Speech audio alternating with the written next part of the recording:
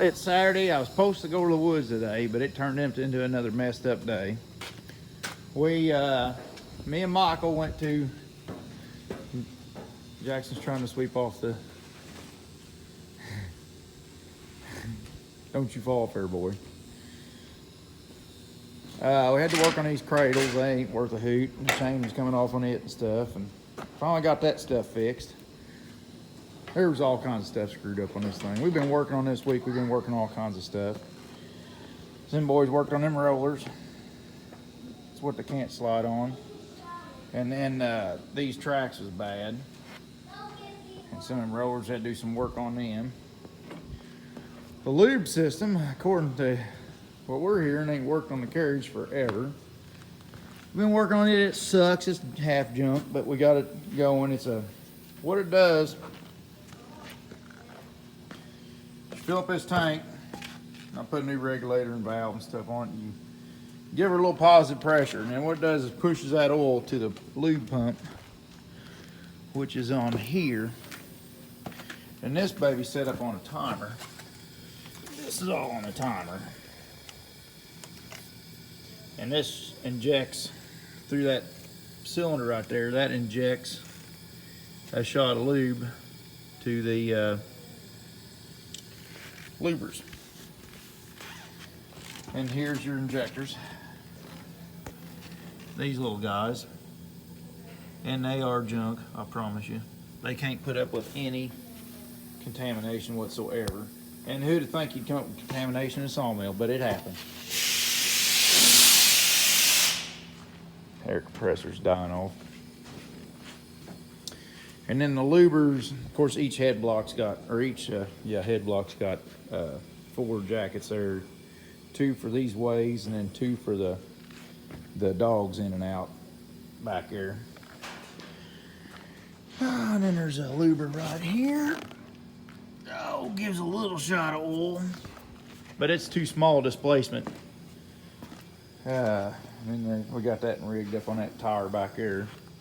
But it didn't take it. Pooh sawed 3 logs with the luber on, and it cleaned that front track off.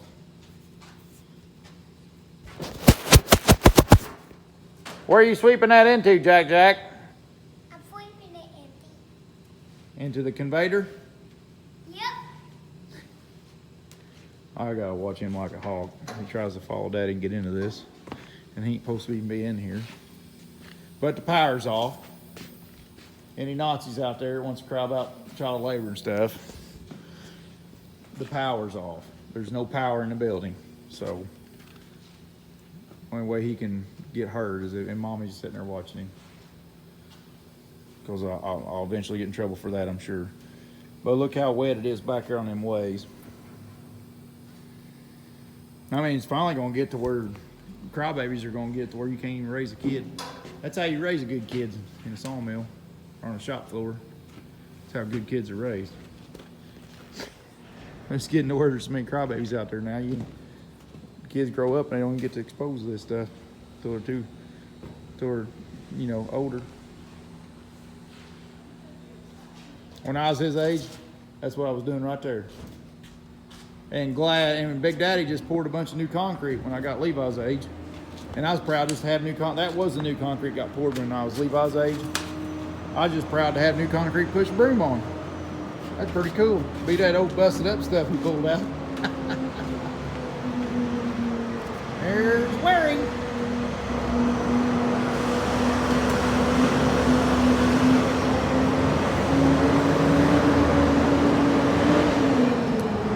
So anyways, had a daggone brain fart. So anyways, we got all that stuff going. I don't know why everything's breaking down all at once, but we got everything fixed that was screwed up. Go to fire up, and Pooh goes to fire up an air compressor. More hydraulic oil on my phone. Goes to fire up the air compressor. Air compressor runs long enough to build a tank of fuel, and then Pooh kicks out. So we're like, well, what's going on with that? Well, got the daggone big breaker over on the wall. It's a 110 amp breaker. It's junk. was not getting here. See, it ain't even latching in. Well, it ain't even stay latched now. Listen. But, and John tells us the Cutler hammer's an odd duck. It's a Westinghouse. He said that's an odd duck. He said get square D. This should be a GE breaker, I think. But anyways, had to go run to John Fisher's and get a. We had to dig through his old stuff to get a used one to get us going for Monday morning. And the air compressor pulls 80 amps, and he said that 110 amps too close. He said it needs to be like 150 amps. Because what happens is you get to using your breaker for an overload, which wears your breaker out quick. You know, that breaker, it needs, if that thing blows, it needs to be holy cow. And it was, I guess, kicking out, so it wore itself out. And we put in a, of course, she said make sure that some of it didn't get warm. I can't think of what kind of breaker. It looks like a, I guess that's a Westinghouse breaker in it, which fit. All the cogs and the mounting fit. But he said you don't see it very often. That's only working like that because Cutler Eaton bought out something GE. That might have been a GE, and then Eaton bought GE, or Cutler Hammer bought GE out. Eaton bought Cutler Hammer out. So that's all part of. That's all part of the. Oh, that's my ladder too. That's all part of the Eaton group now. Cutler Hammer is. But he said square D. Let's see if this even got any square D stuff in it. No, it's all Cutler Hammer.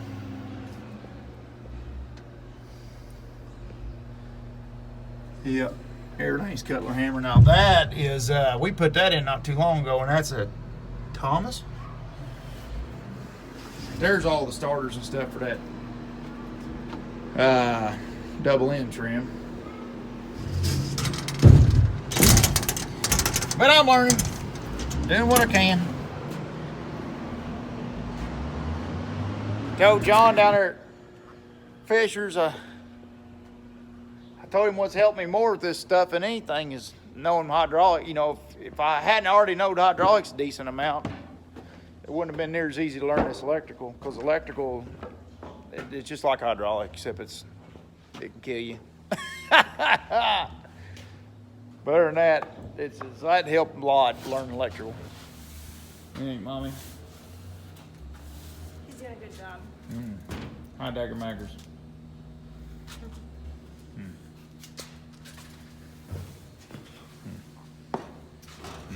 Of course, they all think I'm crazy because of the goofy terms I got. Transformer's a pressure reducing valve. I call a diode a check valve.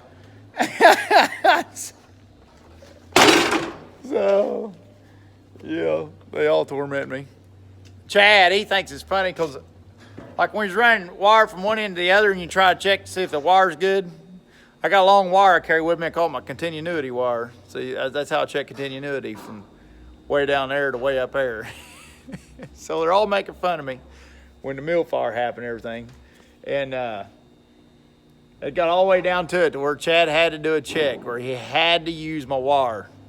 And I told him he couldn't use my wire until he called it a continuity check or a continuity tester. And he looks at me and goes, "All right, bring me your stupid continuity tester." And then he went back to work for the big dogs, you know, like he does all the big work. He said, everybody laughs at me. He said, to this day, I call that continuity checker. And his daughter, but Chad's got a good personality. His daughter is in college now, and she's playing, what's the team, a rugby team? Maybe it's rugby. Does that sound right? Probably is rugby. But Soccer. her job's on the rugby team's the hooker. What do they call it, where she hooks the ball or something? Does that sound right? I don't know anything about rugby. So he said, yeah, my daughter went to school. He said, I'm pretty proud of her. I said, oh, yeah, what's she doing? He said, oh, she's a hooker. And he don't say nothing else. He just leaves it like that. You go, oh, okay. He said, of course, he said she's just as sarcastic about it as he is. He said that's all she does is tell everybody she's a hooker. Okay, the Jeepers Club's been here, and I'm sure she said they've been walking around talking on their phones, recording, so I'm sure some of them's in YouTube's. But it's like old Willie's Jeeps. A whole pack of them. There's probably 10 of them there right now. But they was, I bet there's more than 20 there. But some of them just couldn't spend the night. They had to go. We're gonna fire them all up and start out of here. All right, it's Sunday now. I spent Saturday working on the meal with Pooh and Michael. And Steve and the guys come out here and worked all day Saturday, and Dad and Big Daddy, and they got a pretty good little stack of logs going. Nobody trucked because the ground wasn't quite ready for trucking after all the rain we had last week.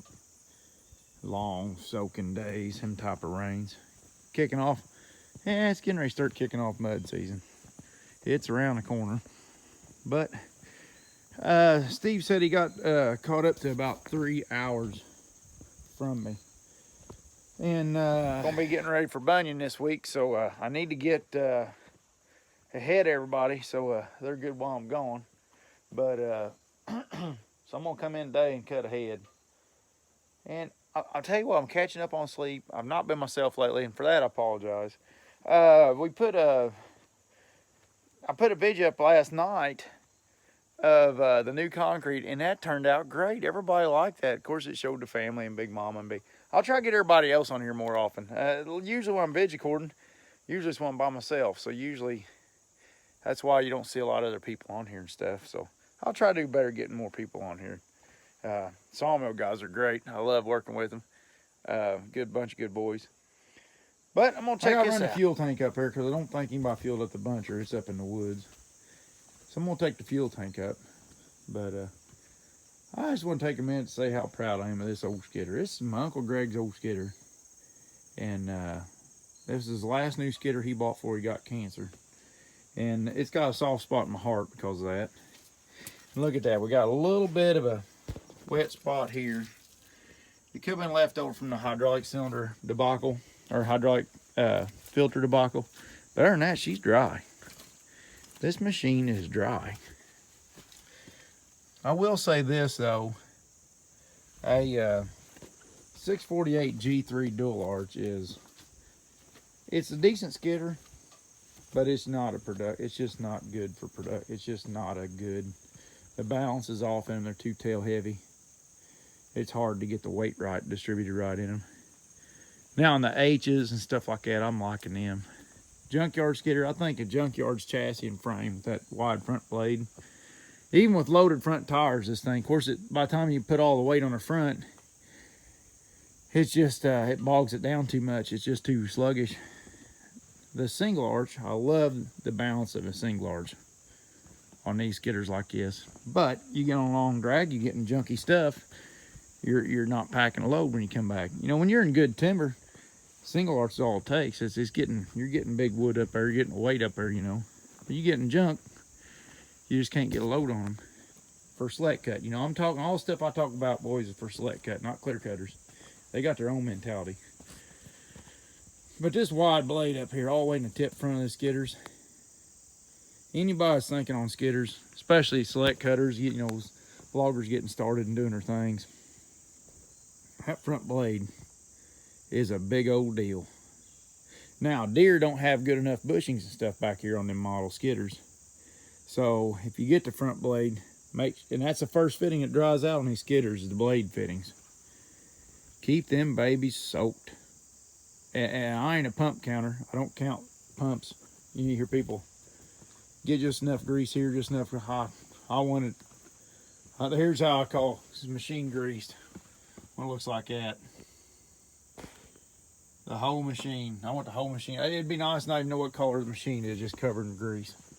Just nice and wet and disgusting. And when the crybabies are crying about being disgusting, getting on their clothes and stuff like that, that's when you know your machine's greased good. So that's what I always tell. Fuel tank on here. here. What this was, we built this years ago working on the state up in Bloomington.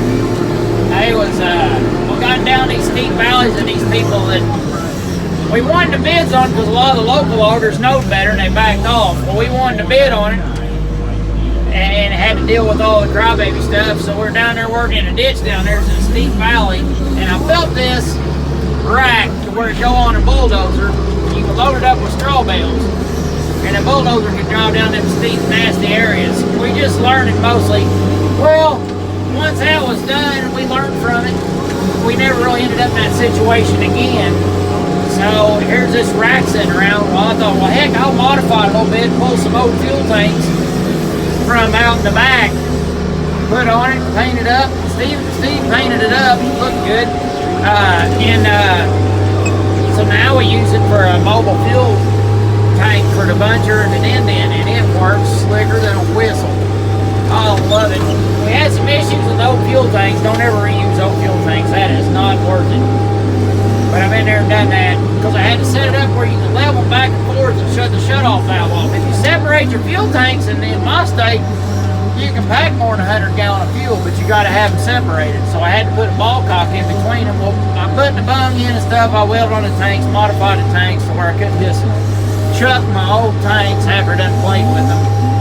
So it was a mess. There was daggone snake skins and squirrels and everything. Oh, it was awful. So we screwed up fuel filters and machinery for about a year. But now as we're finding the other side of that, it's clean. Working good. Wow, Mommy, I was getting ready to film it. All right, Jackson, go set him up. They were playing with Jenny's vacuum, electronic vacuum. Mr. Buffalo, Mr. Weasel are going along for the ride.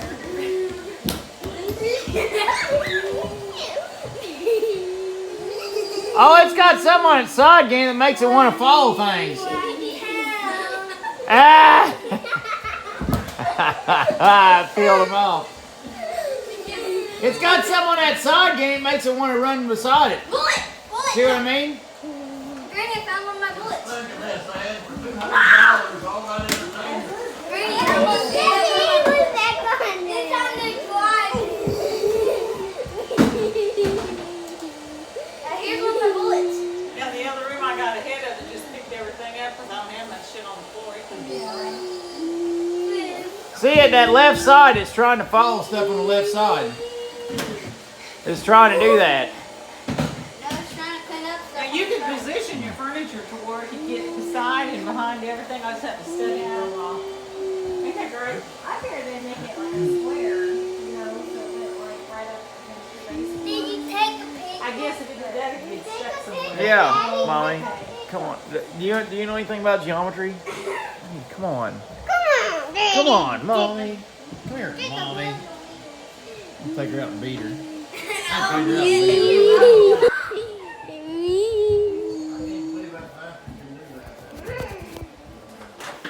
You need one of these. No, Now you get stopped at all Dunkin' Pumpkin here? Oh, there's the weasels going for the ride again.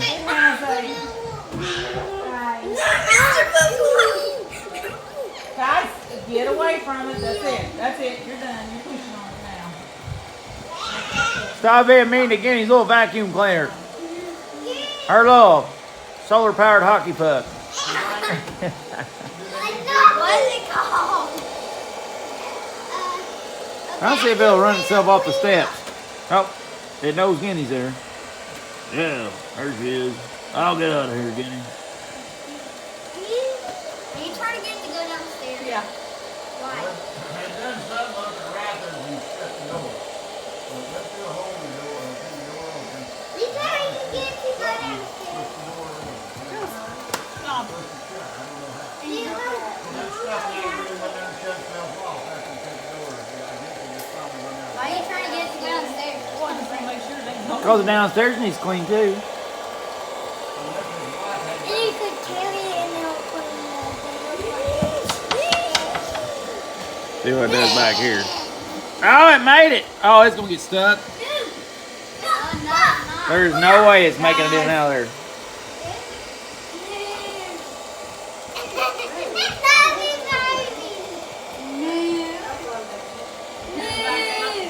Nerf dart! Nerf dart! Don't. Wow.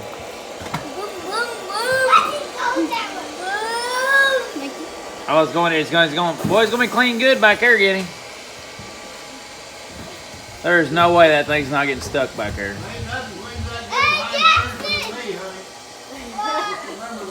Getty, quit cheating. I want to see if it gets stuck back there.